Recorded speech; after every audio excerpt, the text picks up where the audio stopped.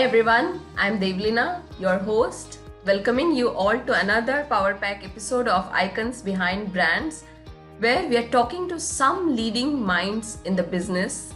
And on today's episode, I have a guest who has over 18 years of experience in marketing and brand management, have headed the brand PR communication marketing function for various corporates across industry verticals.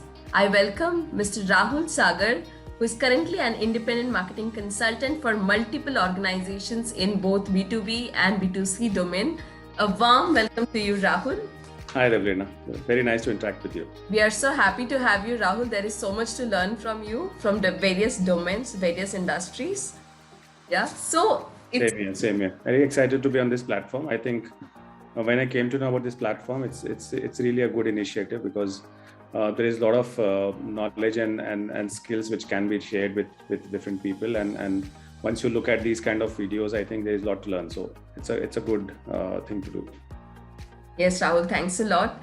And we'd love to know more about you, Rahul. First, we go ahead a little deeper in the marketing side. Over 18 years of experience in the industry, you have, worked with various companies. So how was your journey been so far, and what are the changes you have seen over the period of time, and how was the challenges over the period of time? Just to start with, I would say that the journey has been exciting, challenging, and I would say it's very satisfying as well. The reason being is that because once you pass out from a management school and you start working in a corporate, you start looking at things very differently because you always think about an ideal situation once you pass out of a management school, but you start realizing the challenges in the corporate world, different cross-function teams, managing with them, working under someone, working with a team. So there are definitely challenges, but I think what I have done is that I have been taking those things not as challenge but as learning, and I think that has helped me a lot. Learning not only through the leaders in the organization, but also within the team. So being a part of a larger team in a large organization. To start with, I started my journey with Bata India after I passed out from my MBA school, and I got placement from the college, and I think that was a great experience to start with a company which has a lot of heritage, a lot of history behind, and huge brand value. So and thereafter I have been working with various industries across retail, industrial vertical, I would say real estate, consumer durables, others, and I think it has been satisfying, as I said earlier, is because I believe that I have been able to create. I would not say leave a mark, but yes, able to create some good work across the brands, and I think that has really helped the brands to reach wherever they are. So it's really satisfying. Right. And when you convert your challenges to the learning process, you just take that challenges as an opportunity and as a platform for the learning process, that itself becomes an adventure, right? So yes. So if you see, the challenges has always been there, but because I have been into this function and heading this function for close to 2 decades now, I have seen the change in the consumer journey as well. Earlier, the consumer journey was more linear, stay from the inquiry stage to purchase stage for a marketer. It was very linear. But off late, in the last 1 decade, it has become very non-linear, very complicated because of the advent of internet, impact of social media in everyone's life. So I think that has made the job of a marketer to become very agile, to keep, I would say, reinventing the marketing strategies. Earlier, a single marketing strategy was implemented and was working well for a couple of years. Now it doesn't work for 2 quarters as well. So I think that has been definitely a challenge, and I think most of the marketers are able to do that. A lot of big brands are able to do that because they're investing a lot in learnings, insights, analytics, and others. So I think the challenges are always there for marketers, and as you rightly said, it has to be translated into learnings and then take the insights out of it and then again implement. Yes. And as the consumer behavior, consumer journey, patterns, everything is like changing so fast. If the market is so dynamic, so the function, the marketing team has to be literally more agile and flexible and should be always, ready to learn from the pattern and then coming up with a new strategy always, right? So I'm True, true, true. it is far more challenging than the time, like, I mean, we lost, but at the same time now we have a lot of patterns, we can see data analytics. So Rahul, you have a great experience in different domains, right? You have worked in Phoenix and other things. So let's talk about a real estate marketing segment now. Real estate as a segment was traditional in nature, right? And has traditionally relied on the offline marketing styles. Approximately, if we say, the ratio was like 80-20, 80:20 ratio on the offline and digital side, right? So now when the things have drastically moved into the digital adoption, so how does the new media mix is taking place in that particular segment? Okay, yeah. So what has happened is that if you look at when I moved to real estate, it was a completely new vertical for me. I have not worked in real estate before I shifted to real estate. So it was a different industry for me. As you rightly said, like any other trend, the traditional industry, real estate also was very heavy on offline marketing strategies. You used to depend a lot on offline for awareness creation, inquiry generation, and others. But what has happened in the last 7 to 8 years, there has been a paradigm shift toward digital media. The mix was earlier 2080 towards offline and online. Now it is almost 2080 towards maybe offline and online. So the online has completely taken over the offline mediums. Offline mediums are still used by the real estate brands. In fact, during my stint also, we have used a lot of offline tools, like print medium was always used, because many times when you are launching a mass category product or affordable housing category, you need to reach a wider audience, and print does that very well. Out of home also works well, because many times real estate is about a location, and when you're targeting a certain catchment area, you need to target a certain location, and therefore out of home becomes important. BTL activity also becomes important, I think, in terms of real estate. But what has happened is that the digital becomes the call to action now for all kind of mediums. So even though we are doing many things on offline, I think digital acts as a call to action, because eventually if you or me sees a hoarding, reads a ad in a newspaper, or does or see any activity happening in your nearby localities, you eventually will come back and browse about that product or the service on your mobile phone or on the laptop. So eventually you're going to see the website, going to see different pages on social media, and therefore you create an inquiry. So inquiry generation has completely moved from offline to online, and which real estate has realized. So that's why the budget, so the media mix, which you asked about, the media mix is eventually about offline is predominantly used for all awareness creation objectives. When you're entering into a new market, when you're doing a product launch in a new geography, or into a new location, whether a brand is new to a certain city, then definitely to start with you need a burst of ATL. But after doing that burst, once you get into a sustenance campaign, when you're looking at lead generation on a long run, you are going to invest in digital mediums. And there are now across a lot of digital mediums tools available to make sure that the awareness becomes higher and lead generation becomes better. And more so, just to add, this pandemic, which is almost now 2 years we are into it, has also triggered the use of digital media by various brands. Real estate, a lot of other brands which were hesitant to spend into digital because the knowledge of digital was low, and internal capabilities were low. Now digital teams are within the organizations. A lot of people are working with digital marketing agencies in that sense. So this pandemic has triggered, and therefore the usage of tools like AR, VR for consumer experiences, product launches. Nowadays, you will see brands doing product launches completely on digital media. They would not do anything offline. So you will see a lot of ads which will talk about that. Don't go from site to site to look for a home. You can do it virtually on digital medium. So I think the mix has completely changed.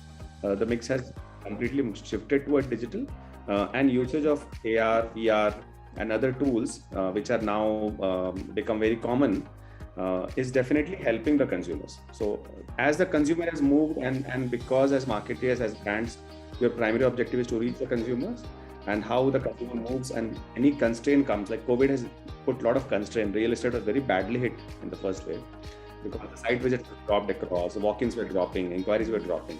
And then we realized that there's a need to move our complete strategies toward digital.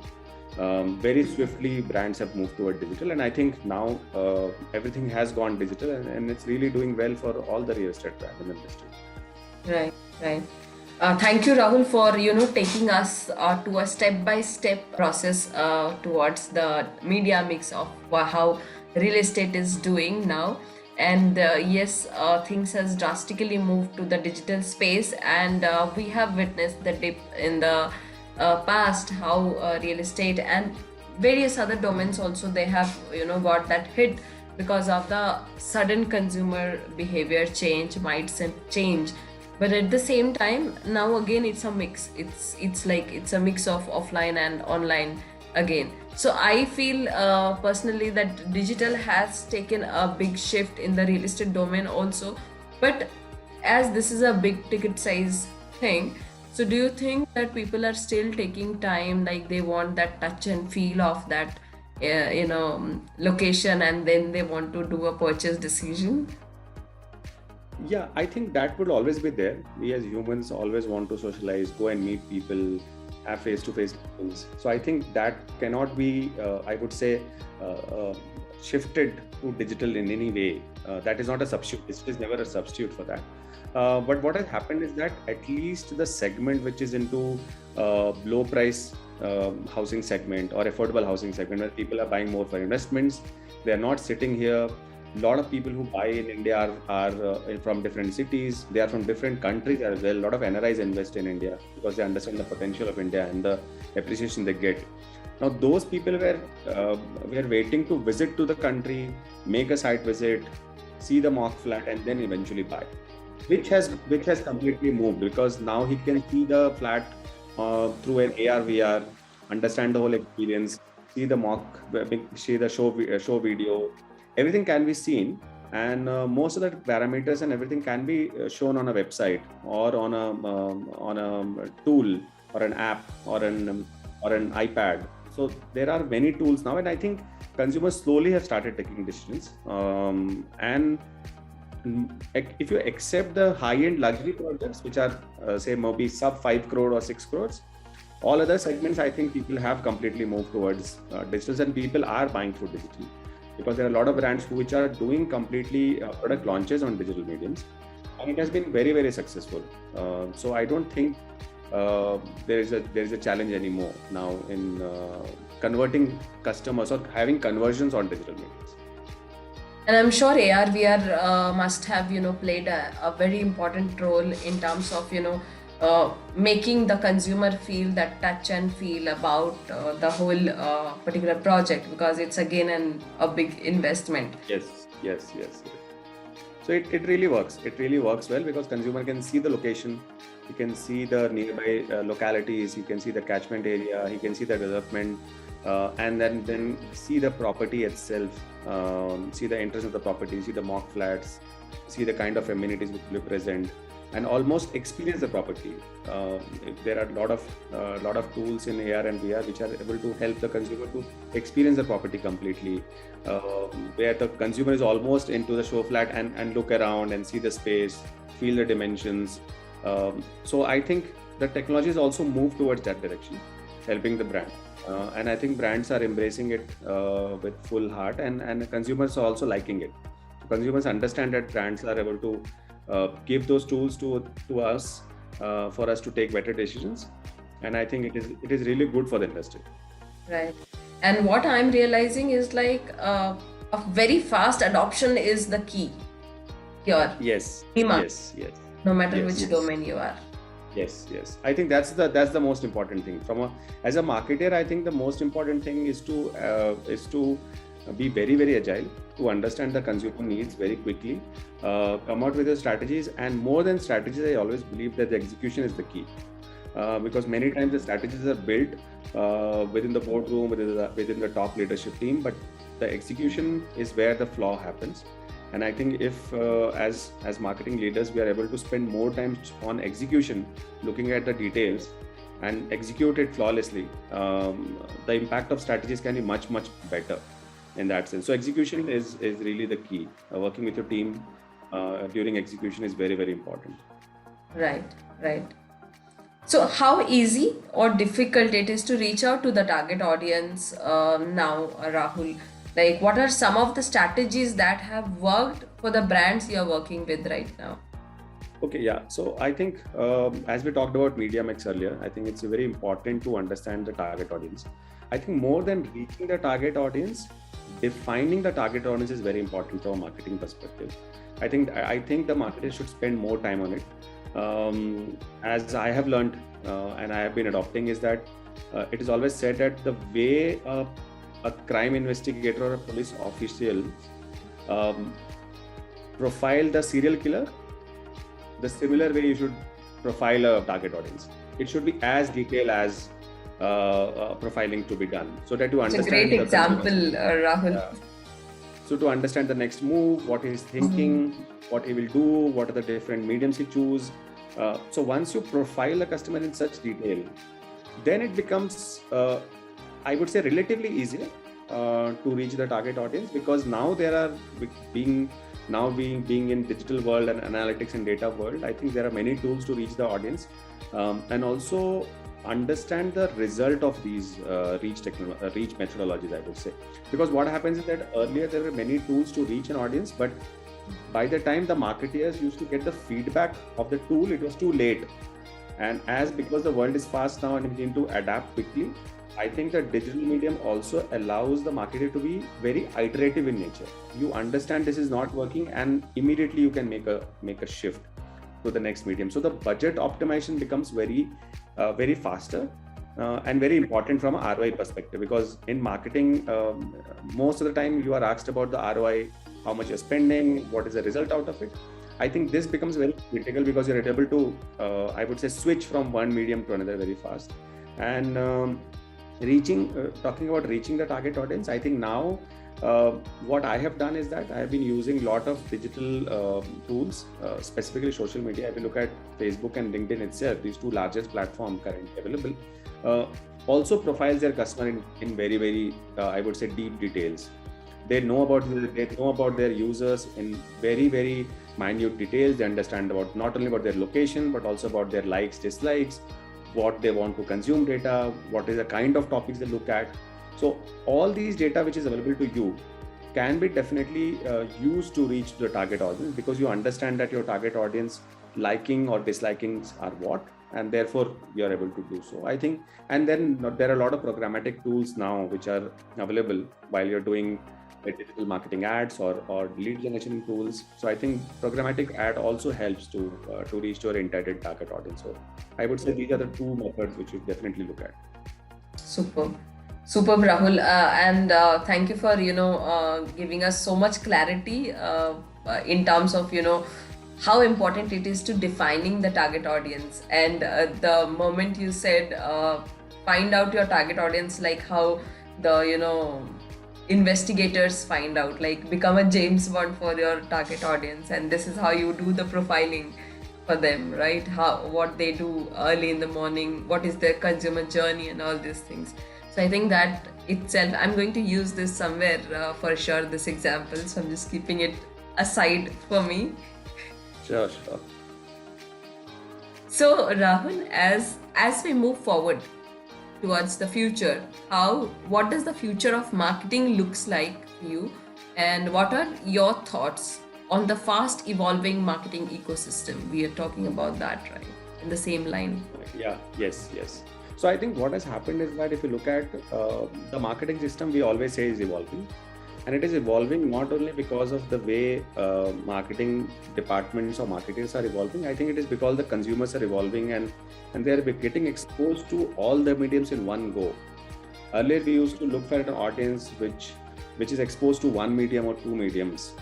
Now the consumers are exposed to all mediums at one go. So it's very difficult to, I would say, influence a consumer very easily.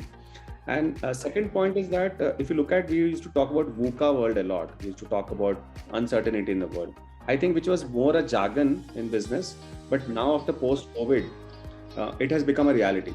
So VUCA is definitely a reality now, and I think all the brands, specifically the marketing and the strategy teams, have realized that they need to keep doing things to get away from this uncertainty which is there in the world. And I think. And Rahul, before we proceed, for our viewers, benefit, if you just explain a little bit about the VUCA, that will help them understand about it. Yes. So what happens is that earlier we used to talk about that there is a lot of uncertainty in the world, and VUCA stands for volatility, uncertainty, complexity, and ambiguity. So it is always said that the situation is unpredictable. The world is always changing, and the industry, the business is always changing, and therefore the business demands not only a traditional approach but always looking at a newer way to handle the situation. And therefore, but it has always remained a jargon. I always believe in. I think in my earlier experiences, maybe say 10 years earlier, I think VUCA was talked about in the boardrooms, in the discussions, but not much of impact was happening because of that. But I think now the COVID has made us realize that it is really a VUCA world, and there is a lot of uncertainty which can happen. Certainly things changed in 2020, and we have seen how businesses have suffered. Not only suffered, but few businesses got closed down because they were not able to adapt. There are many, yes. Yes. And now I think also it made us more resilient, and also pushed us to the wall, that we started thinking about newer things. We started thinking about how do we do things differently in any industry. And I think that's the key to I would say human race survival. How we have seen that to any bad times we have always come out of it, because we have always thought about newer technologies, newer things, and then survived.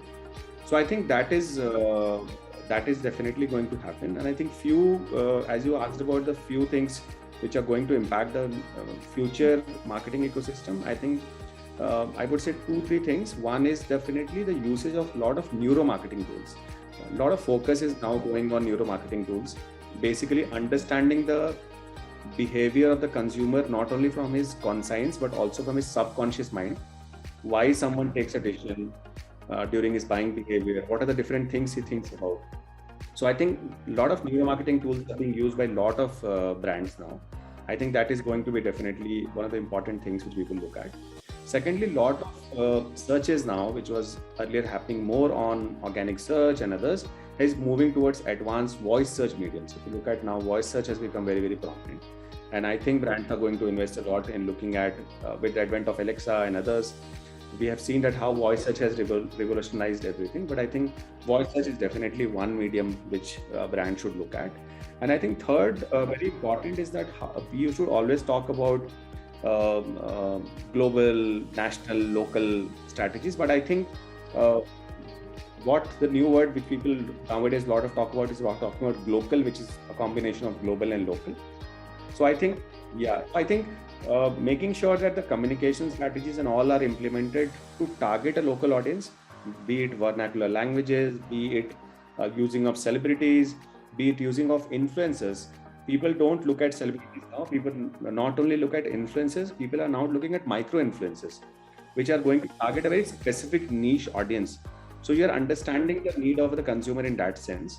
So I think these 3 things, I would definitely, there are many things, but I think 3 larger things which I would like to highlight is use of neuromarketing, which is going to become big, very prominent, voice search mediums, and then I think being local in terms of its communication, using the global strategies by any MNCs or brands, and then adapting it to local, and usage of I would say micro influencers and influencers to ensure that your brand is reaching to the right audience.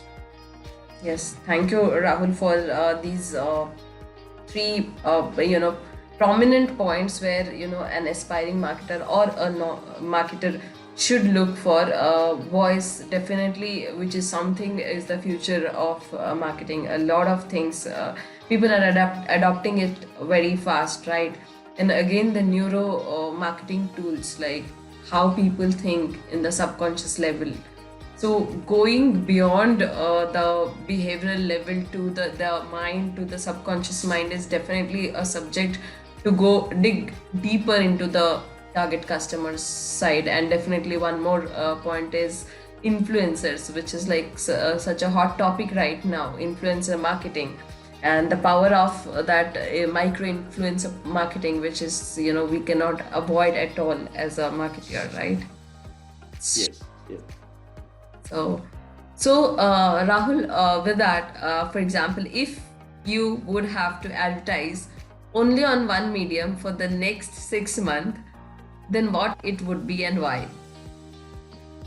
Okay, that's an interesting one, Devleena. But I think very difficult to articulate this. But I believe that as we have been discussing, I think one medium doesn't hold true to it as a target audience, and we have seen that target audience is exposed to various mediums. But yes, I think I have seen various brands and various my colleagues which are into marketing now are being shifted to 100% digital marketing plan. There are various marketing plans and budget, if you look at brands where they have got zero budgets on ATL and BTL and completely moved toward digital. So I think if someone asks me that you need to use only one medium for next 6 months, I think I would completely go digital, irrespective of the industry, because I know largely the audience, specifically in India and any segment, is present on digital medium. Very easy to target them, very easy to segment them, and then can be communicated in the right manner. And the most important thing I think which digital gives is the iterative nature of the medium, where you can iterate your plan very fast and be agile in that medium, which is very difficult to do it in ATL medium. You do a radio campaign, you do a print ad, you flush the money down the drain, and then you don't know whether it has worked or not. Very difficult to address that. I think digital allows that. So I think one medium, if I have to choose, I think it would be 100% digital. Right, and it gives you a lot of room to strategize, re-strategize, and to make small pockets for different strategies in the digital space, right? So I feel it gives a lot more agility to the marketers to experiment more in a different way. So Rahul, it would be great if you could share some of your learnings from various organizations you have been associated with. Yeah, sure. So I think, as I said, that I have been working with different industries. Fortunately for me, I have been able to work with different verticals altogether. I have not been stuck into one vertical, which many times I always believe that hampers your thought process, because you're not able to expose yourself to, I would say best marketing techniques. So that has helped me a lot. Able to adapt to different industry, plus looking at the best marketing practices from one industry and able to implement it to another, which can be a newer thing to do. So I would like to summarize here in terms of three larger learnings which I believe I have got.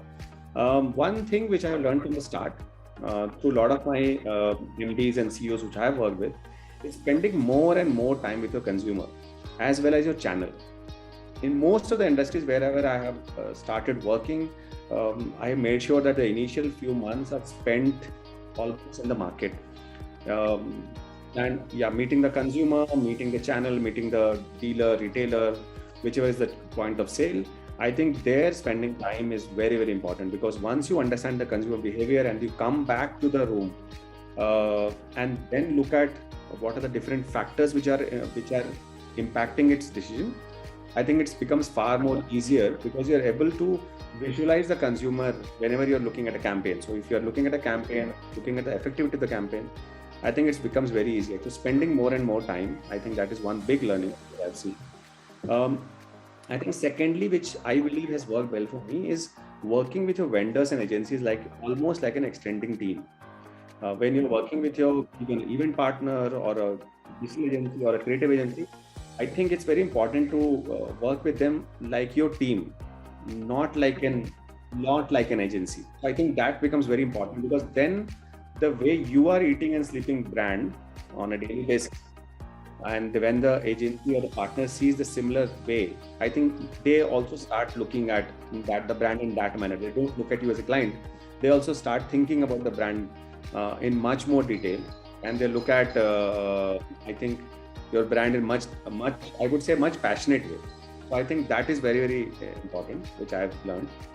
And the third thing which I would like to highlight is that it's very important, and I think a lot of times we miss that, is to discuss with your cross-functional team, um, not only the teams which has similar views, but very important to discuss with people who have contrasting views.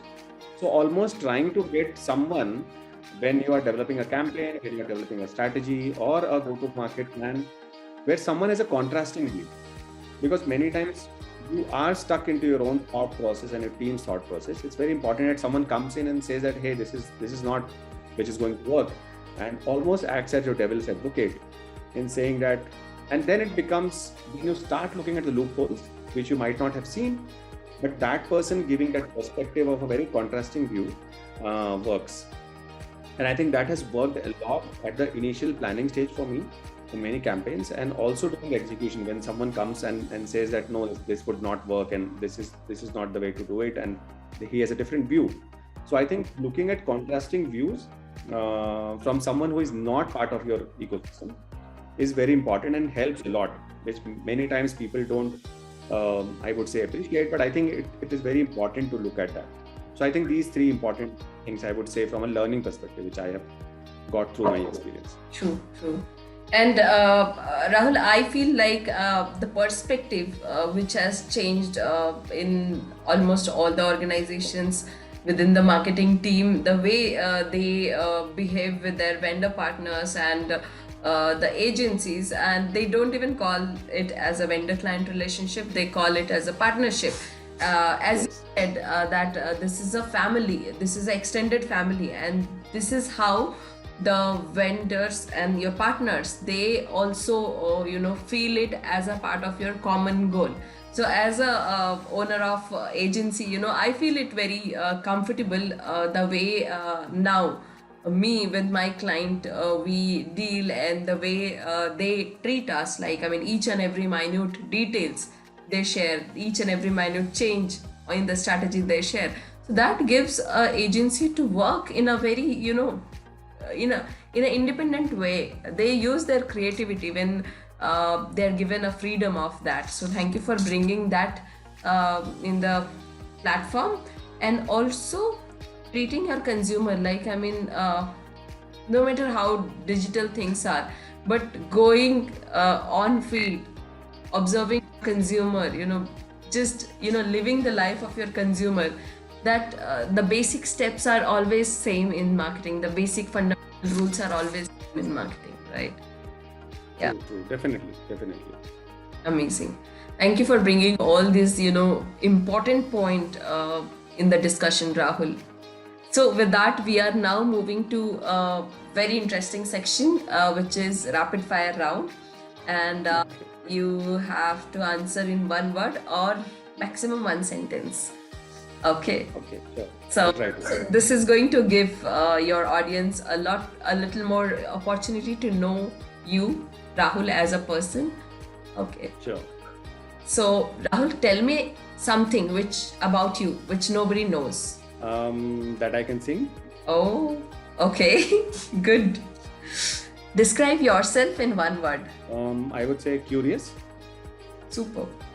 Marketer and a curious is a deadly combination. Yes.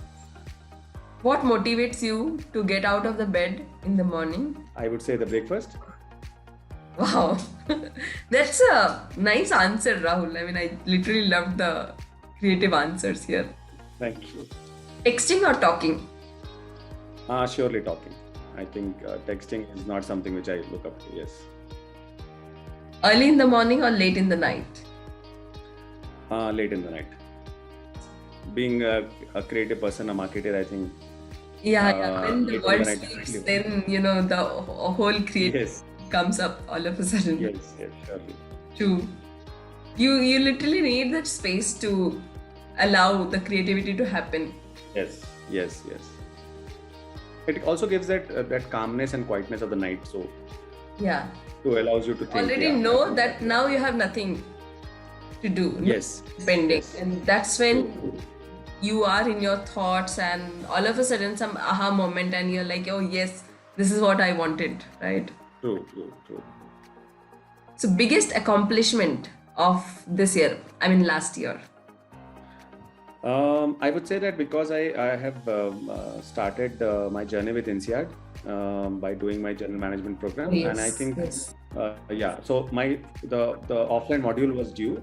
We were not able to start the classrooms because of COVID situation. I think starting of the module at Fontainebleau, Paris, I think that was a big thing to look at, and that was a good thing which happened last year. So, what is that one leadership lesson you learned on the go as a people leader? I think one thing which I used to do earlier, I think couple of years of my corporate journey, and then I think one thing which I've learned is that you should never have preconceived notion about people.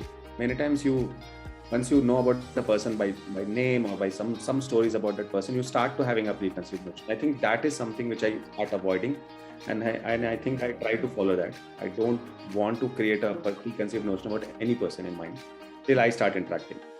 That's a great point, you brought here, Rahul. Not only as a professional, but as a human being, as a person, anybody. If we just remove and if we accept anybody as a child, like how the child, behaves when they see anybody without any notion, without any pre-judgment or opinion.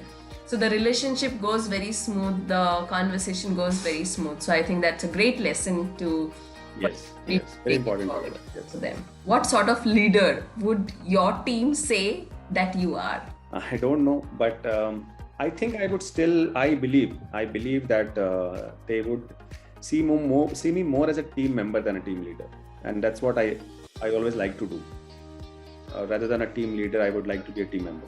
And that's an achievement for a leader when your team members treat you as a friend, as a team member, and that is what many leaders they fail. They are just the boss, and rest are like team members. But when you are together, when you are accountable for each other, so that is when the job is done. Yes. One key learnings that you have picked up from your team. I think an important learning. I think we need to be slow sometimes. That's an important learning. Many times, while you're doing many things and you have very objectives in mind, I think you try to do things very fast and try to arrive at a conclusion or try to solve problems very fast. But I think one thing which I've learned within the team and within other teams which I've worked with also is that you need to step back sometimes, be slow. Often we as a professional, when we are accountable for multiple results, multiple tasks, so we forget that slowing down is an important part of human consciousness, right? So thank you for bringing that. Very recently I have read one quotations, right? I mean, we always hustle and we feel so proud about hustling and doing multiple things together, and being busy is the cool word, is the buzz, Yes. right? Surrender is the new hustle. So sometimes all you need to do, put your actions, put all your efforts, and slow down, surrender. And that is the hustle, right? So it just reminded me of that. Yes. Okay. So one book or podcast you would like to recommend the marketers? So from a marketing perspective, I would definitely recommend a book. There are various things to read, but I think there's a book by Byron Sharp called How Brands Grow. It's a good book to read, specifically from a marketing perspective. So any marketer who is looking at managing any brand or marketing in corporate, I think it's a good book to look at. Great recommendation. By whom, Rahul? If you can This is repeat. Byron Sharp. Byron Shah. Yes. Super. Thank you so much, Rahul, for this. And with that, we are now out of the rapid fire round. And Great. before we wind up the conversation, I would love to know from you, what is your message for an aspiring leaders? There are a lot of people from B school who are going to watch this conversation, and there are aspiring brand managers and marketers. So what is your message for them, Rahul?